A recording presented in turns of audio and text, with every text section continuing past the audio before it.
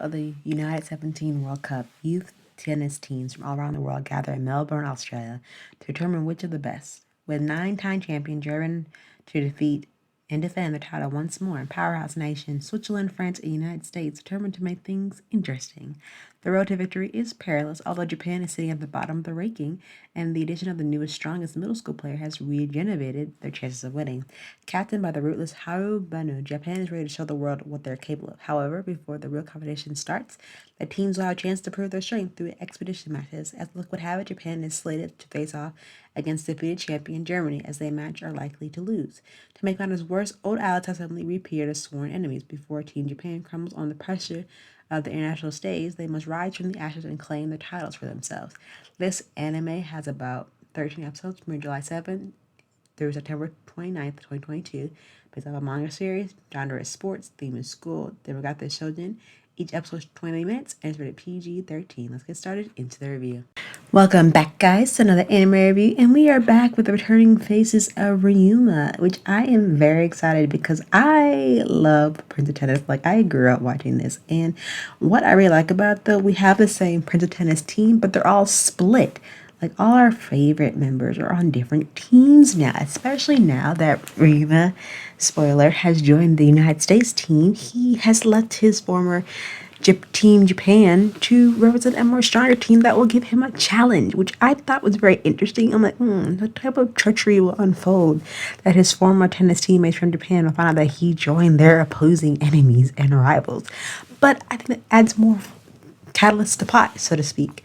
And when we see the returning members of the Japan team and some new faces go along with that, I'm like, this can be more interesting than most because they're all pushing their limits to be the best of the best. And I mean the very best of the best, especially when it comes to undefeated team of Germany and Australia themselves. But with the little friendly competition never hurts the most part, I would always say. And speaking of Prince of Tennis, it is a completely different end of the spectrum when it comes to its sport anime. It's completely on its own. And what I really like it is that even though it is tennis, they have some incredible moves they do in tennis. From the backflip, from people defying gravity, from people just very dazzling and sparkling, to everyone's different special prowess and personality that they bring to the court, especially their opponents that they are facing. And what I like about Ryouma is when he joins the US team, he challenges them off the bat. No hesitation. And also, he is not alone on the US team. His brother, who you see right here in the far left corner of the screen, his brother is there with them. Did anyone else know that Ryouma had a brother, or did he did not mention his other family in the previous Prince of Tennis theme? Because I, for one, would love to know earlier on that he had a brother, but I digress. Maybe I missed that detail. But going back to the Prince of Tennis, the UA Championship, which I love. I love seeing how each of his former teammates are on different teams.